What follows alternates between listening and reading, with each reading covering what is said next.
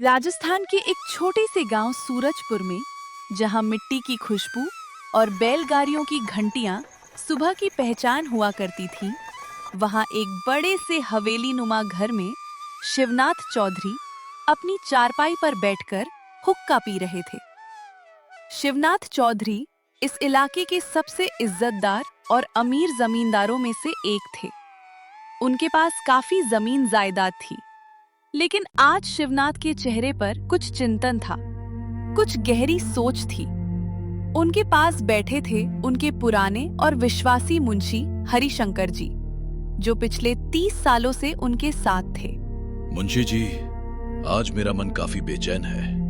क्या बात हो गई चौधरी साहब? सब ठीक तो है ना? तबीयत ठीक है आपकी? तबीयत ठीक है मुंशी जी, लेकिन मन ठीक नहीं है। आज सुबह जब मैं उठा तो एक बात बहुत जोर से दिमाग में आई। पिछले कई दिनों से सोच रहा हूं, अब मैं बूढ़ा हो गया हूं, हाथ कांपने लगे हैं, आंखें भी पहले जैसी नहीं रही। लगता है अब इस दुनिया में मेरा समय कम होता जा रहा है। अरे चौधरी साहब, आप अभी भी पेड़ की तरह खड़े हैं। नहीं मुंशी जी, ये सच है और सच से मुंह नहीं मोड़ना चाहिए। मेरी 3 बेटियां हैं, कमला, शांता और गौरी। तीनों पढ़ी लिखी हैं, तीनों समझदार हैं, लेकिन मैं जानना चाहता हूं कि मेरी इस बड़ी जायदाद और व्यापार को संभालने के लिए सबसे लायक कौन है। अरे लेकिन चौधरी साहब, बेटियों को व्यापार? मुंशी जी, ये मत भूलना कि मैंने खुद इन तीनों को पढ़ाया लिखाया है, शहर भेजकर शिक्षा दिलवाई है। कोई भेद नहीं किया मैंने बेटे बेटी में। और मैं ऐसे ही एक आदमी हूं जो मानता है, काबिल हो तो बेटा हो या बेटी, हक बराबर है। माफी चौधरी साहब, आप बिल्कुल सही कह रहे हैं। अब इसका एक ही तरीका है, परीक्षा। तीनों की अलग अलग परीक्षा। जो सबसे बेहतर साबित हो, व्यापार उसका। बाकी दोनों उसके साथ मिलकर काम करेंगी। कौन सी परीक्षा सोची है आपने? अभी नहीं बताऊंगा, पहले तीनों को यहां बुलाओ। जी चौधरी साहब, मैं अभी जाता हूं। थोड़ी देर बाद शिवनाथ की हवेली के आंगन में तीनों बेटियां आ गईं। सबसे बड़ी थी कमला, हमेशा कुछ हिसाब किताब के कागज हाथ में लिए रहती थी। उसने शहर में कॉमर्स पढ़ा था और उसी के बाद से घर का हिसाब किताब खुद संभालती थी। मंझली थी शांता, उसने शहर में मनोविज्ञान पढ़ा था। वो बहुत धीरज से सुनने वाली, सोचने वाली और तब बोलने वाली जब जरूरत हो। सबसे छोटी थी गौरी, वो तेजी से बात करती थी, जल्दी सोचा करती थी। उसने शहर से अर्थशास्त्र पढ़ा था और साथ ही सामाजिक कार्य भी किया था। पिताजी, आपने बुलाया? हाँ बेटी, तुम्हें जानना चाहिए कि मैं आज एक बहुत जरूरी बात करने वाला हूँ। क्या बात है पिताजी? सब ठीक तो है? हाँ बेटी, सब ठीक है, लेकिन एक बात मेरे दिल में काफी दिनों से चल रही है। मैं बूढ़ा हो गया हूँ, हाथ कांपते हैं, दिमाग भी पहले जैसी तेजी से नहीं चलता। लगता है अब कुछ जिम्मेदारियां तुम्हारे कंधे पर डालनी चाहिए। पिताजी, आप अभी भी बहुत मजबूत हैं। गौरी बेटी, सच से मुंह मत फेरो।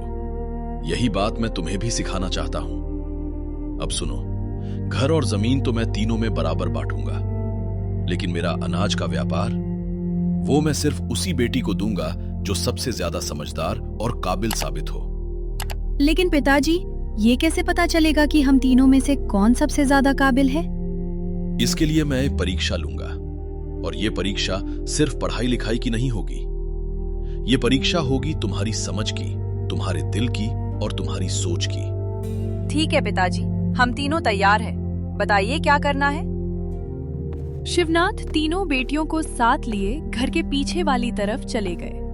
वहां एक पुरानी बड़ी सी कोठरी थी जो कई सालों से बंद पड़ी थी और वहां बहुत घना अंधेरा था। ये कोठरी पूरी खाली है। मैं तुम्हें एक काम देना चाहता हूं। मैं तुम तीनों को 3 दिन का समय और 500 रुपए दूंगा।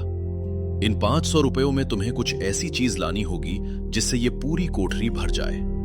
500 रुपयों में पूरी कोठरी? हाँ, यही परीक्षा है। जो सबसे बेहतर और समझदार तरीके से ये काम करेगी, व्यापार उसका। लेकिन पिताजी, कोठरी कितनी बड़ी है? काफी बड़ी है बेटी, खुद जाकर नाप लो। अब जाओ, आज शाम से तुम्हारी परीक्षा शुरू होती है। 3 दिन बाद इस शाम को तीनों यहाँ आ जाना अपनी अपनी चीज लेकर। तीनों ने प्रणाम किया और वहां से चली गईं। कमला अपने कमरे में आई और हिसाब लगाने लगी। 500 रुपयों में पूरी कोठरी भरनी है। कोठरी का अंदाजा करीब 15 फुट गुणा 20 फुट का है, मतलब 300 वर्ग फुट।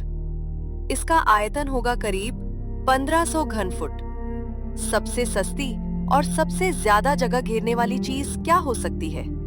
कपास? हाँ, रुई या कपास। वो हल्की होती है, बहुत जगह घेरती है और सस्ती भी मिलती है। गांव के बाजार में 1 रुपए में लगभग 2 किलो कपास मिलती है। 500 रुपयों में 1000 किलो कपास आ सकती है। 1000 किलो कपास, इससे ये कोठरी आसानी से भर जाएगी। कमला तेजी से चलती गई और सीधी कपास की दुकान पर पहुंची। भाई साहब, कपास कितने में दोगे? दीदी, 1 रुपए में 2 किलो, बढ़िया माल है, अभी नया आया है। मुझे 500 रुपए की कपास चाहिए, पूरी 1000 किलो, लेकिन घर पहुंचानी पड़ेगी। मैं अकेले नहीं ले जा सकती। 1000 किलो? दीदी, इतनी कपास तो पूरा ट्रक भर दे, ऐसी क्या जरूरत आ पड़ी? वो तुम्हें जानने की जरूरत नहीं, तुम बस बताओ क्या कर सकते हो या नहीं। कर तो सकता हूँ, लेकिन गाड़ी का खर्च अलग होगा। कितना? 50 रुपए लगेंगे गाड़ी के। ठीक है, लेकिन कपास 480 रुपए की ही लेनी होगी। 20 रुपए बाद में जरूरत हो सकती है मुझे। ठीक है दीदी, कल सुबह पहुँचा दूंगा। शांता अपने कमरे में आई और वो सोच रही थी। 500 रुपयों में पूरी कोठरी भरनी है। कमला दीदी जरूर कपास या कुछ ऐसा लाएंगी जो जगह घेरता हो। गौरी भी कुछ ऐसा ही सोचेगी। लेकिन क्या उन्होंने सच में पिताजी का सवाल समझा? पिताजी ने कहा, समझदार और काबिल। क्या सिर्फ भरने से समझदारी साबित होती है? उसने पिताजी की पुरानी बातें याद की जो वो बचपन में सुनाया करते थे। बेटी, व्यापार क्या होता है? व्यापार मतलब सिर्फ पैसा नहीं होता। व्यापार मतलब लोग होते हैं। जो लोगों को समझे वही आगे जाता है। हाँ, लोग। अगर मैं लोगों की मदद करूं और फिर उसने एक नई सोच के साथ अंदर से बाहर का रास्ता ढूंढा। वो सीधी गांव के बीच में चली गई। वो हर गली से गुजरी, हर घर को ध्यान से देखा। गांव छोटा था, लेकिन जीवन बड़ा था। शांता एक जगह रुकी, एक छोटी सी दुकान के बाहर। अंदर एक बुजुर्ग आदमी बैठे थे। नमस्ते काका जी। नमस्ते बेटी, तुम शिवनाथ जी की बेटी हो ना? जी काका जी। क्या लेना है? काका जी, मैं कुछ लेने नहीं आई, मैं कुछ जानने आई हूँ। क्या जानना है बेटी? काका जी, गांव में आजकल क्या दिक्कत आ रही है? मतलब किसी को कुछ जरूरत है, कोई परेशान है? शिवनाथ जी की बेटी ये पूछ रही हो? ठीक है, सुनो। गांव के बहुत से लोग हैं जो हाथ नहीं पसार सकते, शर्मिंदे होते हैं। जैसे तुलसीराम के घर में 2 बच्चे हैं, पढ़ाई की किताबें नहीं हैं उनके पास। सावित्री देवी की तबीयत बहुत खराब है, दवाई के पैसे नहीं। और राम किशोर की चादर फटी पड़ी है, इस ठंड में कांप रहे हैं। और कोई? और भी है बेटी, ये तो सिर्फ जो मुझे पता है। गांव में और भी जरूरतमंद है। काका जी, एक काम करोगे? मुझे उन सब लोगों की एक सूची बना दो जो सच्ची जरूरत में हैं। लेकिन बेटी, तुम ये क्यों कर रही हो? पिताजी ने मुझे एक परीक्षा दी है काका जी, लेकिन मैं ये भी जानती हूँ कि सच्ची परीक्षा तो ये है, क्या हम किसी के काम आ सकते हैं जब जरूरत हो? बहुत अच्छी बात कही बेटी तुमने। गौरी अपने कमरे में आई और सोचने लगी। परीक्षा क्या है? 500 रुपयों में पूरी कोठरी भरना, इसका मतलब क्या है? पिताजी व्यापार के लिए टेस्ट कर रहे हैं। मतलब वो देखना चाहते हैं कि हम कम संसाधन में ज्यादा काम कैसे करती हैं। तो सबसे बड़ी सोच क्या होगी? कपास, भूसा, हवा, कोई ना कोई भरने वाली चीज।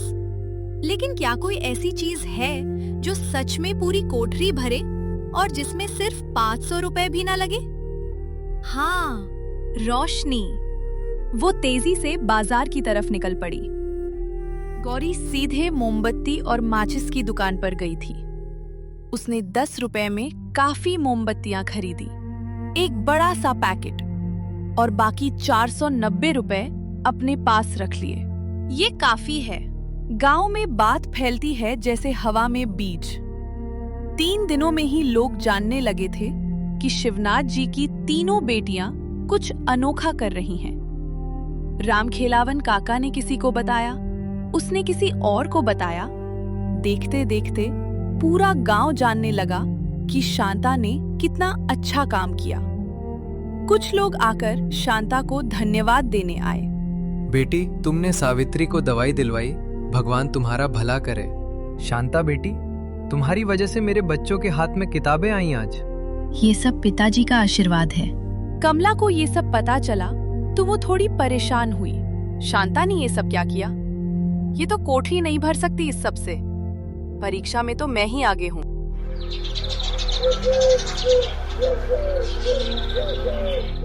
धीरे धीरे 3 दिन बीत गए और शाम का समय आ गया। शिवनाथ कोठरी के सामने बैठे थे। हरिशंकर मुंशी जी उनके पास खड़े थे। तीनों बेटियां एक एक करके आने लगी। पहले आई कमला, उसके पीछे कपास से भरा एक बड़ा ट्रक। पिताजी, मैंने 480 रुपयों में 960 किलो कपास खरीदी। गाड़ी के 50 रुपए लगे तो कुल 530 रुपए हो गए। मैंने 30 रुपए अपने पास से दिए। मुझे यकीन है कि इस कपास से ये पूरी कोठरी भर जाएगी। बहुत अच्छा सोचा बेटी तुमने। थोड़ी देर बाद आई शांता, हाथ में सिर्फ एक छोटी सी पोटली लिए। पिताजी, मैं जानती हूँ कि मेरे पास कोठरी भरने के लिए कुछ नहीं है। मैंने 500 रुपयों में से 150 रुपए तुलसीराम के बच्चों की किताबों में लगाए, 180 रुपए सावित्री देवी की दवाई में, 120 रुपए रामकिशोर भैया के कंबल में, और बाकी 50 रुपए मिट्टी के तेल और माचिस में। पिताजी, मैंने सोचा था, क्या कोठरी भरना ही परीक्षा का सच्चा मतलब है, या ये कि मैं पैसे का सही इस्तेमाल करूं? मैंने गांव के जरूरतमंद लोगों की मदद की।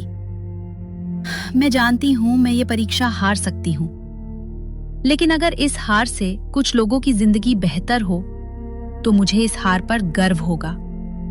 शिवनाथ ने गहरी सांस ली, लेकिन कुछ नहीं बोला। उन्होंने तीसरी बेटी का इंतजार किया और फिर आई गौरी, हाथ में एक छोटा सा पैकेट। पिताजी, आपको शायद तकलीफ होगी मेरी बात सुनकर। मैंने सिर्फ 10 रुपए खर्च किए हैं। सिर्फ 10 रुपए? जी पिताजी। और बाकी 490 रुपए? मेरे पास है, लेकिन पिताजी पहले मुझे कुछ दिखाना है। गौरी सबको कोठरी के अंदर ले गई। अंदर अंधेरा था। गौरी ने जेब से मोमबत्ती निकाली और माचिस जलाई, और उसी पल रोशनी पूरी कोठरी में फैल गई। हर कोना, हर दीवार, छत से जमीन तक, सब जगह रोशनी। पिताजी, मैंने सिर्फ 1 रुपए की मोमबत्ती और 1 रुपए की माचिस से पूरी कोठरी भर दी, रोशनी से। बाकी 490 रुपए मैंने इसलिए बचाए क्योंकि एक अच्छा व्यापारी हमेशा अपनी पूंजी को महफूज रखता है। वो हर चीज में सब कुछ नहीं लुटाता, वो कल के लिए भी सोचता है। और पिताजी, एक बात और, रोशनी सिर्फ अंधेरे को नहीं भरती, रोशनी दिल को भी भरती है। जिस व्यापार में रोशनी हो वो व्यापार टूट नहीं सकता। बेटी, तूने आज मुझे वो दिखाया जो मैं बहुत सालों से खोज रहा था। क्या पिताजी? सच में खूब होना। हिसाब लगाना सिर्फ पैसों का नहीं, बल्कि सोच का, वक्त का, दिल का। कमला बेटी, तुमने बहुत अच्छा हिसाब लगाया। 500 रुपयों में 960 किलो कपास। ये एक कामयाब व्यापारी की समझ है। तुम्हारा दिमाग तेज है और संख्याओं में गहरी समझ है। मुझे गर्व है। शुक्रिया पिताजी। शांता बेटी, तुमने ये सिखाया कि व्यापार सिर्फ मंडी में नहीं होता, दिलों में होता है। तुमने गांव के लोगों के दिल जीते। ये भी एक बहुत बड़ी कला है। शुक्रिया पिताजी। गौरी, तुमने वो किया जो मैं उम्मीद नहीं कर रहा था। तुमने 10 रुपयों में वो किया जो 1000 रुपयों में भी नहीं होता। और बाकी पैसे तुमने क्यों बचाए वो भी सोचा। एक व्यापारी वही होता है जो कम में ज्यादा देखे। लेकिन एक बात और, गौरी, तुमने पैसे बचाए। शांता, तुमने लोगों की मदद की। कमला, तुमने पूरे हिसाब से काम किया। 3 अलग अलग सोचें और तीनों जरूरी है। इसलिए मेरा फैसला यह है कि व्यापार गौरी को मिलेगा, क्योंकि उसने कम में ज्यादा का मतलब समझा। यह व्यापार की बुनियाद है। लेकिन कमला, तुम हिसाब किताब की जिम्मेदारी संभालोगी। गौरी की सोच और तुम्हारा हिसाब, ये दोनों मिलकर व्यापार को शिखर पर ले जाएंगे। और शांता, तुम गांव के लोगों के साथ रिश्ता संभालोगी। तुमने जो आज किया वो कोई सिखा नहीं सकता। दिल से किया काम हमेशा रंग लाता है। हमारा व्यापार सिर्फ मंडी तक नहीं, गांव तक पहुंचना चाहिए। शिवनाथ जी, आज के बाद मैं कह सकता हूं आपकी बेटियां आपसे भी आगे जाएंगी। यही तो मैं चाहता था मुंशी जी। दोस्तों, कार्टून वीडियो बनाने में बहुत ज्यादा मेहनत लगती है, इसलिए इस वीडियो को लाइक करें और चैनल को सब्सक्राइब कर लें। इससे मुझे और भी अच्छी वीडियो बनाने की प्रेरणा मिलती है। और कमेंट में ये भी बताइए कि तीनों बहनों में से किस बहन का काम आपको सबसे ज्यादा अच्छा लगा। साथ ही इस वीडियो के अंदर हुई गलतियों के बारे में भी कमेंट में जरूर बताइए, ताकि मैं अपनी आने वाली वीडियो को और भी बेहतर बना सकूं। धन्यवाद।